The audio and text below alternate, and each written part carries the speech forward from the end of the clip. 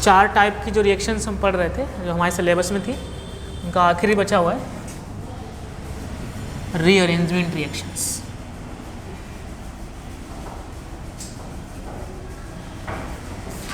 Rearrangement reactions,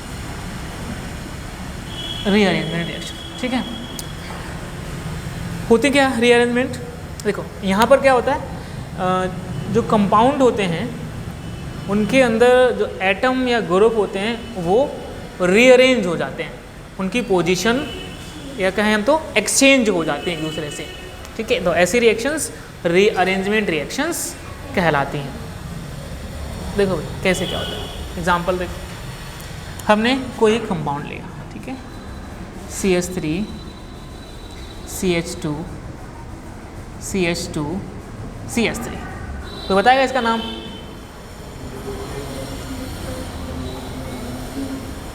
कितने carbon है? 4 के लिए क्या यूज करेंगे हम? ब्यूट, हाँ ब्यूट, और सारे सिंगल बॉन्ड है यानी एन आ जाएगा, ब्यूटेन, ठीक है। अब देखो ब्यूटेन में आप देखो सारे कार्बन एक ही चेन में है, स्ट्रेट चेन में है, यानी एक नॉर्मल चेन है, इसलिए ये कहलाएगा एन ब्यूटेन, ठीक है, एन ब्यूटेन। जब स्ट्रेट चेन में कार्बन होते हैं तब उनको हम एन यानी नॉर्मल चेन कहते हैं, और नॉर्मल चेन के लिए एन ब्यूटेन हमने नाम दे दिया।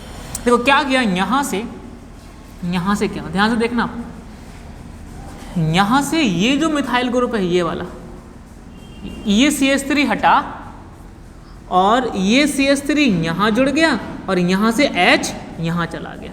देखो इसको हम ऐसे कर लें, इसको इस तरह से, इस H को ऐसे लिख दिया हमने, ठीक है। तो क्या हुआ, यहाँ से CH3 उठा और यहाँ से H हटा, H पहुँच गया CH3 की जगह और CH3 आ गया H की जगह। देखो भाई यहाँ CH3 कहाँ लगा हुआ है, इस कार्बन से लगा हुआ है, और इस कार्बन से कौन है, CH2 भी है।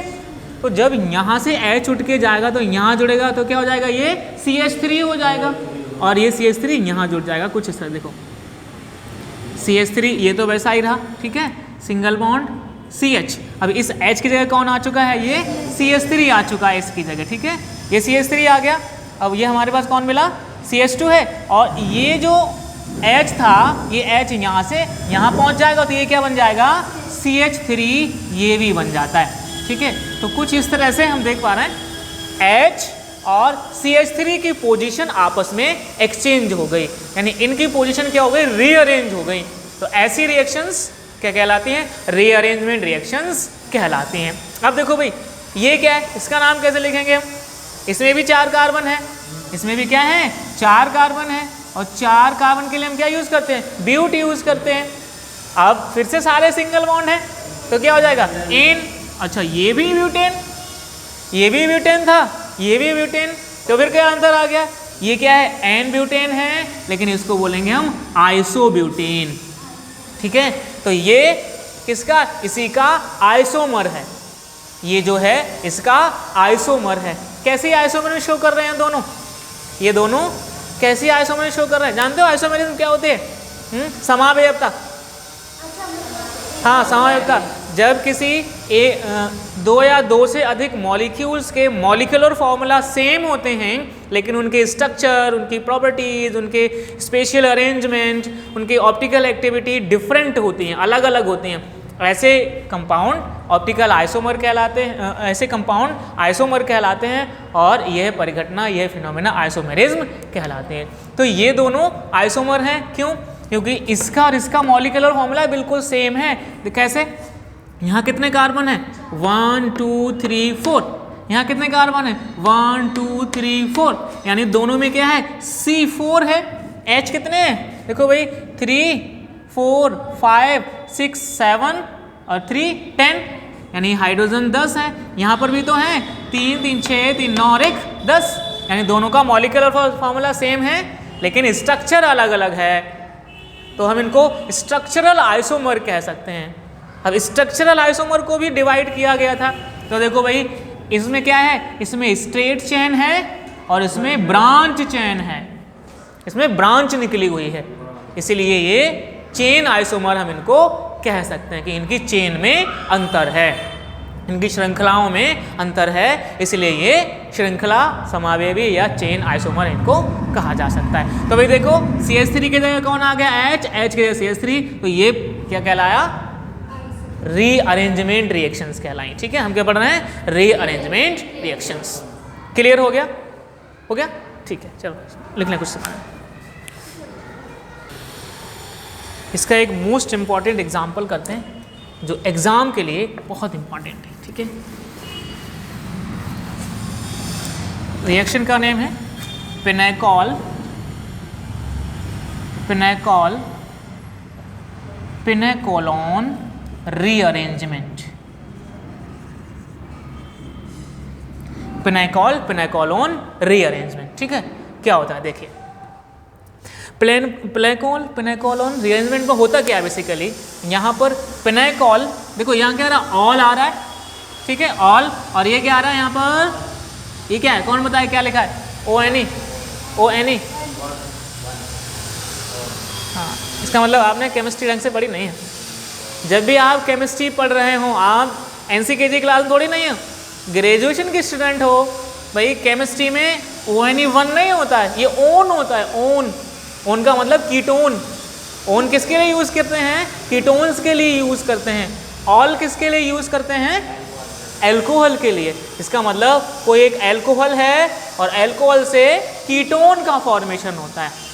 जो एल्कोहल होता है उसका कॉमन नेम पिनेकॉल है, और जो कीटोन बनता है उसका कॉमन नेम पिनेकोलोन होता है। इसीलिए ये रिएक्शन पिनेकॉल पिनेकोलोन रीअरेंजमेंट कहलाती है। देखिए क्या होता है यहाँ पर क्या होता है, एक डाईहाइड्रिक एल्कोहल लिया जाता है, एक डाईहाइड्रिक एल्कोहल लिया जाता है। ठीक है, कुछ इस तरह से, ये एक डाईहाइड्रिक एल्कोहल, डाईहाइड्रिक एल्कोहल ऐसे एल्कोहल होते हैं जिनमें 2 OH ग्रुप उपस्थित होते हैं। ऐसे एल्कोहल जिनमें 2 OH ग्रुप डायरेक्टली कार्बन से अटैच हों, वो भी अलग अलग कार्बन से अटैच हों, तो वो क्या कहलाएंगे, डाईहाइड्रिक एल्कोहल कहलाते हैं। इसका कॉमन नेम क्या बताया, पिनेकॉल, पिनेकॉल। ठीक है, अब क्या होता है, पिनेकॉल को कॉन्सनट्रेट H2SO4 की प्रेजेंस में, ठीक है, रिएक्ट कराया जाता है।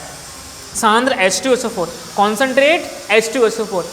H2SO4 यहाँ किसका काम करेगा, एक डिहाइड्रेटिंग एजेंट का काम करेगा। डिहाइड्रेटिंग एजेंट वे होते हैं जो कहीं से वाटर निकाल देते हैं, जो वाटर निकालने में हेल्प करते हैं, वो डिहाइड्रेटिंग एजेंट कहलाते हैं।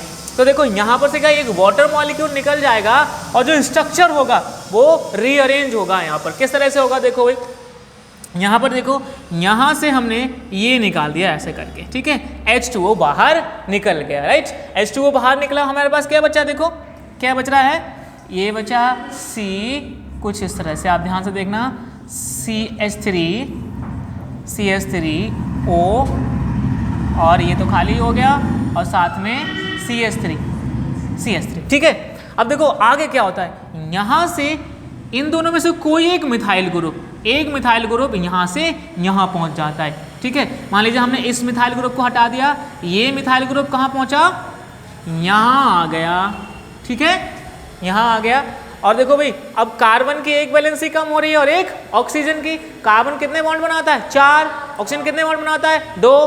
देखो यहाँ एक ये बना रहा है, 1 2 3 इसके हो रहा है, तो क्या कर दिया, यहाँ पर आ गया एक डबल बॉन्ड, ये बन गया कीटोन। कीटोन क्या होते हैं भाई, कीटोन कैसे कंपाउंड होते हैं, कार्बोनिल कंपाउंड होते हैं, उनमें ये फंक्शनल ग्रुप होता है। देखो दिख रहा है, कीटोन में कार्बन के साथ ऑक्सीजन डबल बॉन्ड से जुड़ा होता है, जो आपको दिख रहा है। तो ये जो कीटोन मिला ये कहलाता है पिनेकोलोन, पिनेकोलोन। ठीक है, और साथ में क्या निकल गया, एक वाटर मॉलिक्यूल बाहर निकल गया। रिएक्शन में क्या, पिनेकॉल से पिनेकोलोन मिल रहा है, यानी एक एल्कोहल से कीटोन मिल रहा है। रिएक्शन इसीलिए कहलाई पिनेकॉल पिनेकोलोन रीअरेंजमेंट। ठीक है, कोई डाउट किसी को, ठीक है लिखो।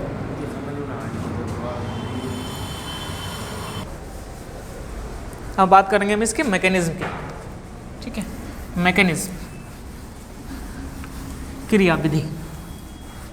देखिए मैकेनिज्म में क्या होता है, आप बता सकते हो सबसे फर्स्ट स्टेप में क्या होने वाला है जब H2SO4 है तो। ठीक है। हाँ, तो सबसे पहले स्टेप फर्स्ट में H2SO4 किस में टूटेगा, H प्लस और HSO4 माइनस में टूटेगा, ठीक है। अब ये जो समझ लो, पहले बात नोट कर लेना, सवाल समझ लो, समझने का हम लिखने का टाइम देंगे आपको। तो यहाँ पर पॉजिटिव आयन दिख रहा है, ठीक है। ये क्या है, एक प्रोटॉन है, यानी हाइड्रोजन पे पॉजिटिव चार्ज है, इसका मतलब यहाँ से इलेक्ट्रॉन निकल चुके हैं। अब किसी पे इलेक्ट्रॉन निकल जाते हैं, वो कहाँ जाता है, जहाँ उसको इलेक्ट्रॉन मिल सकते हो, जहाँ आसानी से इलेक्ट्रॉन उसे मिल जाए, ठीक है।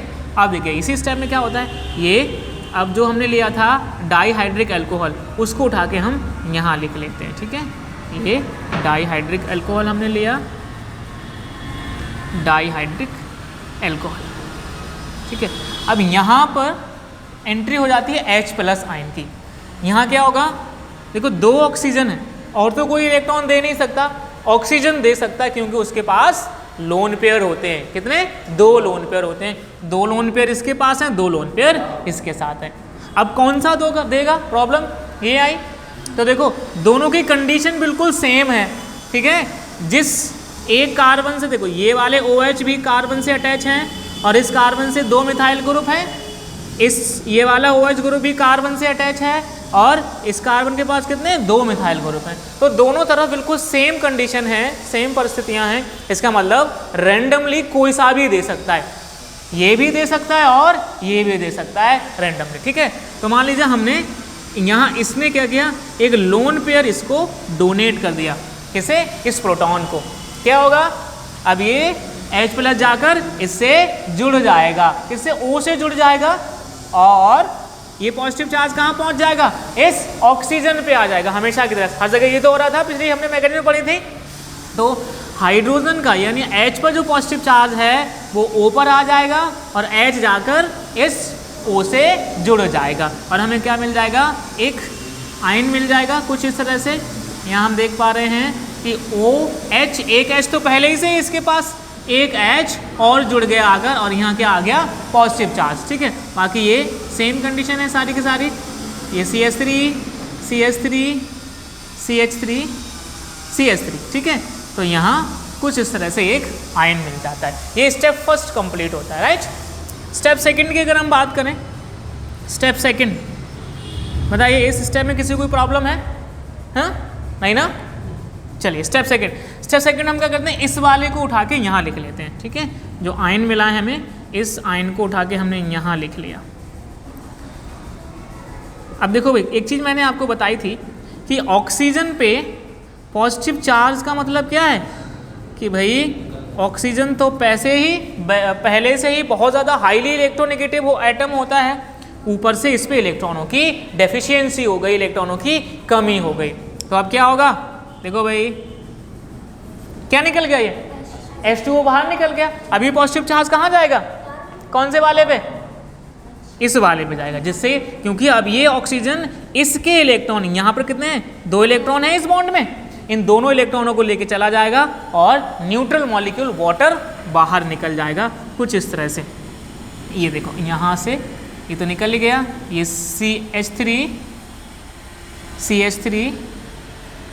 CH3 कि नहीं, यहाँ पर तो OH है, OH CH3 और यहाँ आ गया पॉजिटिव चार्ज और क्या निकल गया, एक वाटर मॉलिक्यूल बाहर निकल जाता है, ठीक है। इतना क्लियर है। अब देखो यहाँ पर एक बहुत ही इंपॉर्टेंट स्टेप होता है, यहाँ क्या होता है, 1,2 मिथाइल शिफ्ट होता है, 1,2 मिथाइल शिफ्ट, ठीक है। 1,2 मिथाइल शिफ्ट होता है इस यहाँ पर, और ये कैसे, रिवर्सिबल होता है, राइट। देखो क्या होता है 1,2 मिथाइल शिफ्ट का, यानी एक मिथाइल ग्रुप इस वाले कार्बन से इस कार्बन पर चला जाता है। देखो भाई हम काउंटिंग कहाँ शुरू करते हैं, अगर IUPAC आपने पढ़ी हो, IUPAC में क्या बताया जाता है, काउंटिंग हम उस कार्बन से शुरू करते हैं जहाँ पर फंक्शनल ग्रुप लगा हो, कोई क्रियात्मक समूह लगा हो। फंक्शनल ग्रुप कौन होते हैं, OH है, कीटोनिक है, एल्डिहाइड है, एमीन है, एसिडिक है, ये सारे फंक्शनल ग्रुप कहलाते हैं। तो यहाँ पर कौन है, OH फंक्शनल ग्रुप लग रखा है, राइट। तो हम कौन से कार्बन से शुरुआत करेंगे काउंटिंग की, इस कार्बन से। तो इस कार्बन को 1 नंबर, और एक इस कार्बन को 2 नंबर हम नाम देंगे। तो देखो 1 नंबर कार्बन से मिथाइल ग्रुप कहाँ जा रहा है, सेकंड नंबर पे जा रहा है, इसीलिए 1,2 मिथाइल शिफ्ट कहलाता है। यानी मिथाइल ग्रुप 1 नंबर कार्बन से 2 नंबर कार्बन पर शिफ्ट होता है, इसलिए इस वाले स्टेप को 1,2 मिथाइल शिफ्ट कहा जाता है। देखिए क्या हुआ, मिथाइल ग्रुप यहाँ आएगा और बदले में पॉजिटिव चार्ज यहाँ पहुँच जाएगा। ठीक है, तो हमें क्या मिलेगा, कुछ इस तरह से। देखो भाई, यहाँ पर 2 मिथाइल ग्रुप तो पहले ही से थे, एक और आ गया, अभी कितने बन गए, 3 मिथाइल ग्रुप बन गए, राइट। और यहाँ क्या बचा, जाकर यहाँ पर आ गया पॉजिटिव चार्ज। ठीक है, ये क्लियर हो गया। अब देखिए आगे क्या होता है, स्टेप नंबर 3, स्टेप थर्ड में हम इसको उठा के लिख लेते हैं, राइट। इस वाले को CH3 प्लस OH CH3 यहाँ से हमने लिख लिया उठा के, राइट। कन्फ्यूज नहीं हो रहा, इधर थोड़ा मिक्स हो गया, कंजस्टेड हो गया। देखो भाई, अब आगे क्या होगा, अब कार्बन पे प्लस चार्ज, इसका मतलब कार्बन भी अनस्टेबल है और कार्बन भी चाहता है कि मैं भी कहीं से अपने इलेक्ट्रॉन पूरे करूं। तो फिर से वही बात आ गई, किससे छीने जाएंगे लास्ट में जाके इलेक्ट्रॉन, हाइड्रोजन से ही छीने जाएंगे। अब कौन सा हाइड्रोजन, यहाँ जो ऑक्सीजन से हाइड्रोजन लगा है हमने इसको ऐसे करके लिख लिया। ठीक है, तो क्या होता है, ये वाला जो बॉन्ड है ना, यहाँ से यहाँ शिफ्ट हो जाता है और H+ को बाहर निकाल दिया जाता है। तो देखो हमें क्या मिलेगा, H+ बाहर निकल गया -H+, और हमें क्या बचा, CH3। ये देखो बॉन्ड यहाँ से यहाँ आ रहा है तो क्या हो जाएगा, O के बीच में क्या आ जाएगा, एक डबल बॉन्ड आ गया, और यहाँ पर बाकी तो 3 CH3 ग्रुप इस वाले कार्बन से अटैच हो गए। ठीक है, ये H+ आयन बाहर निकल जाता है। ये कहाँ जाएगा, वापस जहाँ से आया वहीं चला जाएगा। ये H+ हमें कहाँ से मिला था, यहाँ से मिला। तो देखो ये HSO4 अभी बाकी बचा हुआ है, तो ये वाला H+ किसके साथ जाएगा, HSO4- से जुड़ेगा और क्या बना लेगा, फिर से H2SO4 बना लेगा। इस तरह से ये मैकेनिज्म पूरी हो जाती है। ठीक है, कोई डाउट किसी को, ठीक है।